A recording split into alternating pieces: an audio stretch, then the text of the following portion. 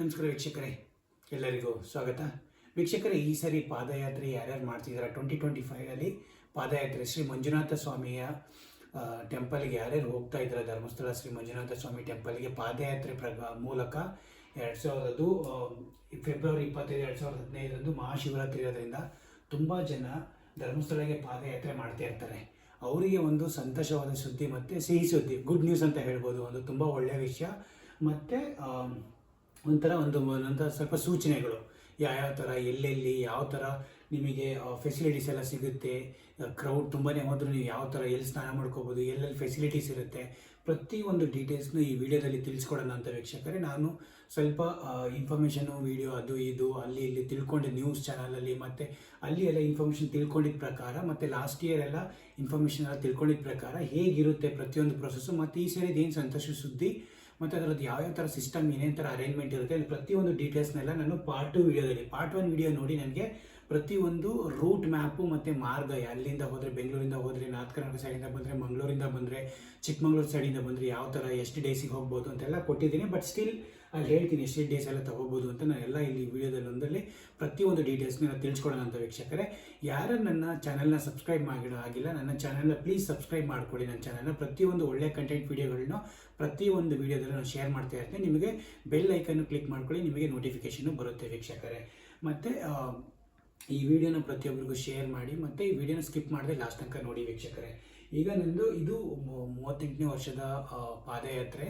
ಹಾಗಾಗಿ ಇದು ಮಹಾಶಿವರಾತ್ರಿ ಇದರಲ್ಲಿ ತುಂಬಾ ಜೋರಾಗಿರುತ್ತೆ ಮತ್ತು ಅದು ನಡೀತಾ ಇರೋದು 26 ಫೆಬ್ರವರಿ 2025. ಅದಕ್ಕೋಸ್ಕರ ತುಂಬ ಜನ ಪಾದಯಾತ್ರೆ ಯಾವತ್ತು ಹೋಗಬೇಕು, ನೀವು ಯಾವ ಸಿಟಿಲಿ ಇದ್ದೀರಾ ಆ ಸಿಟಿಯಿಂದ ಎಷ್ಟೆಷ್ಟು ದಿನ ತಗೊಳುತ್ತೆ ಅನ್ನೋದೊಂದು ನಾರ್ಮಲ್. ಈಗ ನೀವು ಬೆಂಗಳೂರಿಂದ ಹೋದರೆ ಎಷ್ಟು ತೊಗೊಳುತ್ತೆ, ಮಂಗಳೂರಿಂದ ಹೋದರೆ ಎಷ್ಟು ಡೇಸ್ ತೊಗೊಳುತ್ತೆ, ಚಿಕ್ಕಮಗಳೂರಿಂದ ಹೋದರೆ ಎಷ್ಟು ಡೇಸ್ ತೊಗೊಳುತ್ತೆ, ಹಾಗೆ ಪ್ರತಿಯೊಂದು ಹಾಕಿದ್ದೀನಿ ನೋಡಿ. ಈಗ ನೀವು ಬೆಂಗಳೂರಿಂದ ಧರ್ಮಸ್ಥಳಕ್ಕೆ ಹೋದರೆ 196 ಕಿಲೋಮೀಟರ್ ಇರುತ್ತೆ. ನೀವು ಪಾದಯಾತ್ರೆ ಮಾಡಬೇಕು ಅಂದರೆ ಒಂದು 8 to 10 ಡೇಸ್ ಬೇಕಾಗುತ್ತೆ. ಈಗ ಅಡಲ್ಟ್ಸಿಗೆಲ್ಲ ಒಂದು ವೀಕಲ್ಲೆಲ್ಲ ಹೋಗ್ಬೋದು, but normally 10 days age people ಪೇರೆಂಟ್ಸಿಗೆಲ್ಲ ತೊಗೊಳುತ್ತೆ ವೀಕ್ಷಕರೇ.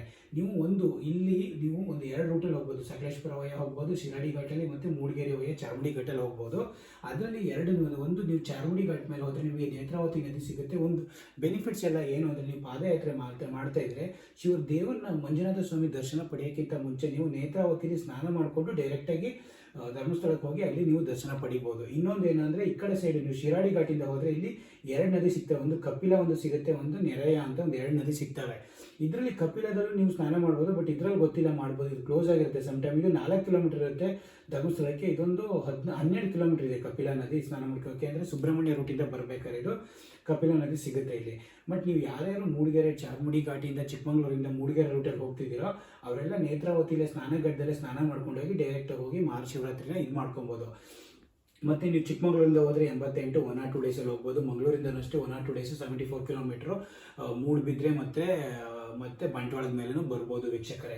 ಈಗ ಇನ್ನೊಂದು ಹೊಸ ಗುಡ್ ನ್ಯೂಸ್ ಏನಂದರೆ ವೀಕ್ಷಕರೇ, ಈಗ ಧರ್ಮಸ್ಥಳದಲ್ಲಿ ತುಂಬ ಜನ ಸೇರೋದ್ರಿಂದ, ಅಂದರೆ ವೀಕೆಂಡ್ಗಳು ತುಂಬ ಜನ ಕ್ರೌಡನ್ನು ಅವರು ಕಂಟ್ರೋಲ್ ಮಾಡೋಕ್ಕಾಗಲ್ಲ.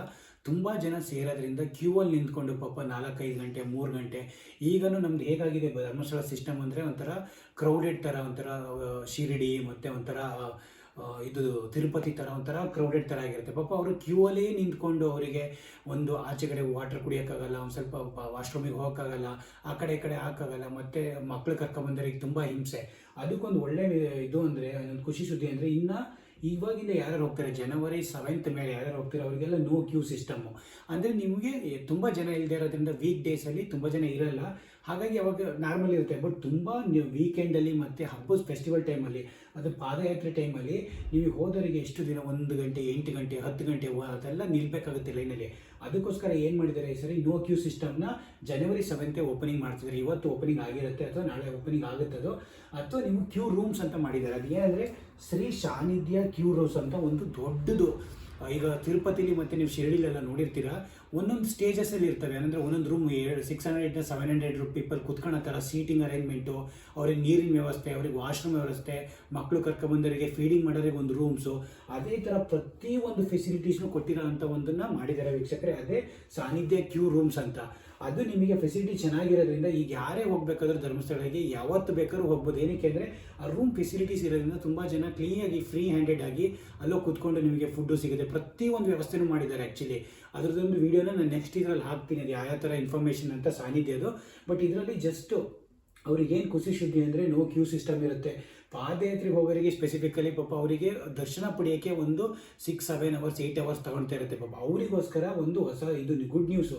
ಈ ಸರಿ ತುಂಬ ಜನ ಪಾದಯಾತ್ರೆ ಮಾಡಬೇಕು ಅಂತಿದ್ದರು, ಮಾಡಿ ಆ್ಯಕ್ಚುಲಿ ಮಂಜುನಾಥ ಸ್ವಾಮಿಗೆ ಆಶೀರ್ವಾದ ಪಡಿಬೇಕು ಅಂತಿದ್ದರು, ಮಾಡೋದು ತುಂಬ ಒಳ್ಳೆಯದು. ಏನಕ್ಕೆ ಅಂದರೆ ಕ್ಯೂ ಸಿಸ್ಟಮ್ ಇರಲ್ಲ. ನಾವು ಈಗ ಕ್ಯೂ ರೂಮ್ಸ್ ಇರೋದ್ರಿಂದ ನೀವು ಕೂತ್ಕೊಂಡು ಟೈಮ್ ವೇಸ್ಟ್ ಆಗೋದು, ಅಲ್ಲೇ ಕ್ಲೀನಾಗಿ ಎಲ್ಲ ಟಿ ವಿಲೆಲ್ಲ ಡಿಸ್ಪ್ಲೇ ಆಗ್ತಿರುತ್ತೆ, ಎಲ್ಲ ನೋಡಿಕೊಂಡು ಪ್ರತಿಯೊಂದು ನೀರು ಪ್ರತಿಯೊಂದು ಎಲ್ಲ ಅಲ್ಲೇ ಸಿಗೋದ್ರಿಂದ ವಾಶ್ರೂಮ್ ಎಲ್ಲ ಇರೋದ್ರಿಂದ ನೀವೆಲ್ಲ ಇದಾಗುತ್ತೆ. ಕ್ಲೀನಾಗಿ ಮಂಜುನಾಥ ಸ್ವಾಮಿನ ದರ್ಶನ ಮಾಡಿಕೊಂಡು ಪಾದಯಾತ್ರೆ ಮಾಡೋರಿಗೆ ಈ ಸರಿ ತುಂಬ ಒಳ್ಳೆಯದಾಗುತ್ತೆ. ಮತ್ತು ನಿಮಗೆ ಪಾದಯಾತ್ರೆ ಮಾಡೋರಿಗೆ ಈ ಸರಿ ತುಂಬ ಫೆಸಿಲಿಟಿ. ಈಗ ನೀವು ನೋಡಿದಿರ ಉಜ್ರೆಯಲ್ಲಿ ಅವ್ರದ್ದು ಸ್ಕೂಲು ಕಾಲೇಜುಗಳು ಸಿರ್ತವೆ, ಅಲ್ಲೂ ಅವರಿಗೆ ಮಲ್ಗೋಕ್ಕೆ ಮತ್ತು ವಿಶ್ರಾಂತಿ ತೊಗೊಳಕ್ಕೆ ಫುಡ್ಡಿನ ವ್ಯವಸ್ಥೆ ಅಲ್ಲೆಲ್ಲ ಉಜ್ರೆಯಲ್ಲೂ ಮಾಡಿರ್ತಾರೆ.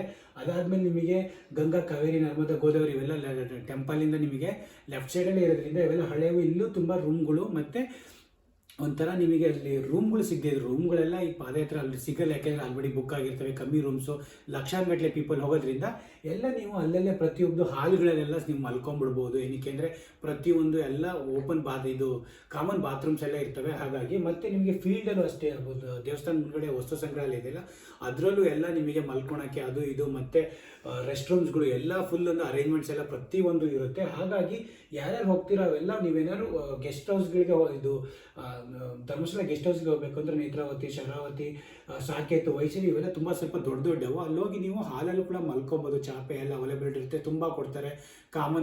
ಎಲ್ಲ ಕಾಮನ್ ಬಾತ್ರೂಮ್ಸ್ಗಳಿರ್ತವೆ, ಸಖತ್ತಾಗಿರುತ್ತೆ. ಪ್ರತಿಯೊಬ್ಬರಿಗೆ ಯಾರ್ಯಾರು ಪ್ಲ್ಯಾನ್ ಮಾಡ್ತಿದ್ದಾರೆ ಅವರೆಲ್ಲ ಏನು ನಿಮಗೆ ಉಳ್ಕೊಳಕ್ಕಂತೂ ಅಲ್ಲಿ ಏನು ಪ್ರಾಬ್ಲಮ್ ಆಗಲ್ಲ ಧರ್ಮಸ್ಥಳದಲ್ಲಿ.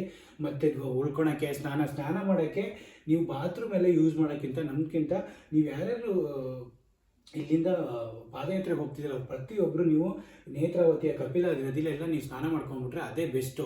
ಹೋಗ್ಬಿಟ್ಟು ಸ್ನಾನ ಮಾಡಿಕೊಂಡು ಡೈರೆಕ್ಟಾಗಿ ನೀವು ಕ್ಯೂ ಸಿಸ್ಟಮ್ ಎಲ್ಲ ಇರೋದ್ರಿಂದ ಅಲ್ಲಿ ಹೋಗಿ ಕುತ್ಕೊಂಡ್ಬಿಟ್ರೆ ಅಲ್ಲೇ ನೀವು ರೆಸ್ಟ್ ತೊಗೋಬೋದು, ಅಲ್ಲೇ ನೀವು ಮಲ್ಕೊಬೋದು, ಸ್ವಲ್ಪ ಹೊತ್ತು ಎಲ್ಲ ಮಾಡ್ಕೊಬೋದು. ಈಗ ನೀವು ಅಲ್ಲಿಂದ ಹೋಗ್ಬಿಟ್ಟು ಅಲ್ಲಿ 1 ಗಂಟೆ ಅಥವಾ ಒಂದು 3-4 ಗಂಟೆ ರೆಸ್ಟ್ ತಗೊಳ್ಳೋಣ ಅನ್ನೋಕ್ಕಿಂತ ಈ ಕ್ಯೂ ರೂಮ್ಸ್ಗಳಲ್ಲಿ ಹೋಗ್ಬಿಟ್ಟು ರೆಸ್ಟ್ ತೊಗೊಂಡು ಧರ್ಮಸ್ಥಳದ ಸ್ವಾಮಿ ಮಂಜುನಾಥ ಸ್ವಾಮಿ ದರ್ಶನ ಮಾಡ್ಕೊಬರ್ದಿದೆಯಲ್ಲ, ಅದು ನಿಮಗೆ ತುಂಬ ಒಳ್ಳೆಯದು. ಹಾಗಾಗಿ ಇದೊಂದು ಫೆಸಿಲಿಟಿ ಪ್ರತಿಯೊಬ್ಬರು ಏನೇನು ರೂಟ್ಸ್ ಇದ್ದಾವೆ ನೀವು ಇಲ್ಲೆಲ್ಲ ಹೋದರೆ ನಾವು ನೇತ್ರಾವತಿ, ಕಪಿಲ ಅವೆಲ್ಲ ನಿಮಗೆ ರೂಟೆಲ್ಲ ಸಿಗೋದ್ರಿಂದ ಪ್ರತಿಯೊಂದು ಅದನ್ನು ಯೂಸ್ ಮಾಡಿಕೊಂಡು ಮತ್ತು ನೀವೆಲ್ಲರ ಫೆಸಿಲಿಟಿಗೆಲ್ಲ ಪ್ರತಿಯೊಬ್ಬರು ಯಾರ್ಯಾರು ಪಾದಯಾತ್ರೆ ಮಾಡ್ತಿರ್ತಾರೆ ಎಲ್ಲ ಥರ ಅವರು ತುಂಬ ಜನ ಅನ್ನದಾಸೋಹ, ಅದು ಸ್ನ್ಯಾಕ್ಸು ಪ್ರತಿಯೊಂದು ಎಲ್ಲ ಕೊಡ್ತಾ ಇರ್ತಾರೆ. ನಿಮಗೆ ಊಟದ್ದೇನು ಸಮಸ್ಯೆ ಆಗಲ್ಲ. ನಿಮ್ಮದು ಒಂದೇ ರೆಸ್ಟ್ ರೂಮು, ನೀವು ಔಟ್ಸೈಡ್ ಹೋಗಬೇಕು, ಅದೊಂದೇ ಔಟ್ಸೈಡು. ಬಟ್ ಒಂದ್ಸರಿ ಧರ್ಮಸ್ಥಳಕ್ಕೆ ಎಂಟ್ರಿ ಕೊಟ್ಟ ಮೇಲೆ ಎಲ್ಲ ರೆಸ್ಟ್ ರೂಮ್ ವ್ಯವಸ್ಥೆ ಎಲ್ಲ ಪ್ರತಿಯೊಂದು ಮಾಡಿರ್ತಾರೆ. ಸ್ನಾನಗಟ್ಟೆಲ್ಲ ಸ್ನಾನ ಮಾಡ್ಕೊಬರೋದು. ಇಲ್ಲ ಅಂದರೆ ಎಲ್ಲ ಗೆಸ್ಟ್ ರೂಮ್ಸಲ್ಲೂ ನಿಮಗೆ ಫ್ರೀಯಾಗಿ ನೀವು ಬಾತ್ರೂಮ್ಸ್ ಅಂತೂ ಯೂಸ್ ಮಾಡ್ಬೋದು ಅಲ್ಲಿ ಸ್ಮೆಲ್ಲಾಗಿ. ಅಷ್ಟು ಚೆನ್ನಾಗಿ ಎಲ್ಲ ಫೆಸಿಲಿಟೀಸ್ ಇರೋದ್ರಿಂದ ನೀವು ಇದೊಂದು ಫೆಸಿಲಿಟೀಸ್. ಮತ್ತು ಇದು ತುಂಬ ಒಳ್ಳೆಯದು. ಇದು ಅಂದರೆ ನೀವು ಕ್ಯೂ ಸಿಸ್ಟಮ್ ಮಾಡಿರೋದ್ರಿಂದ, ಕ್ಯೂ ಸಿಸ್ಟಮ್ ಇಲ್ಲದೆ ಕ್ಯೂ ರೂಮ್ಸ್ ಮಾಡಿರೋದ್ರಿಂದ ತುಂಬ ಒಳ್ಳೆಯದಾಗುತ್ತೆ. ಯಾಕೆಂದರೆ ಮುಂದೆ ದೇವಸ್ಥಾನಗಳಿಗೆ ತುಂಬ ಜನ ಹೋಗೋದು, ಧರ್ಮಸ್ಥಳಕ್ಕೆ ತುಂಬ ಜನ ವಿಸಿಟ್ ಮಾಡೋದ್ರಿಂದವ ತುಂಬ ಒಳ್ಳೆ. ಈ ಸರಿ ಫ್ರೀ ಸಿಸ್ಟಮ್, ಬಸ್ಸಸ್ ಎಲ್ಲ ಫ್ರೀ ಇರೋದ್ರಿಂದವ ತುಂಬ ಜನ ಲೇಡೀಸು ಎಲ್ಲ ತುಂಬ ಜನ ಹೋಗೋದ್ರಿಂದ ಈ ಕ್ಯೂ ಸಿಸ್ಟಮ್ ಮಾಡಿರೋದು ತುಂಬ ಒಳ್ಳೆಯ ವಿಷಯ ಆ್ಯಕ್ಚುಲಿ. ಹಾಗಾಗಿ ಇದನ್ನು ಪ್ರತಿಯೊಬ್ಬರಿಗೂ ತಿಳಿಸ್ಕೊಡೋಣ ಅಂತ ಈ ಇನ್ಫಾರ್ಮೇಷನ್ನ ಒಂದು ಒಳ್ಳೆ ಮಾಡಿದ್ದೀನಿ ವೀಕ್ಷಕರೇ. ಪ್ರತಿಯೊಬ್ಬರು ಈ ವಿಡಿಯೋನ ನೋಡಿ ಇನ್ಫಾರ್ಮೇಷನ್ನ ಎಲ್ಲರಿಗೂ ಪಾಸ್ ಮಾಡಿ. ಈ ಕ್ಯೂ ಸಿಸ್ಟಮ್ ಇರೋದ್ರಿಂದ ತುಂಬ ಜನ ಸರಿ ಪಾದಯಾತ್ರೆ ಮಾಡ್ತಾರೆ. ಮಂಜುನಾಥ ಸ್ವಾಮಿ ಎಲ್ಲರಿಗೂ ಒಳ್ಳೇದು ಮಾಡಲಿ. Thank you so much. Bye.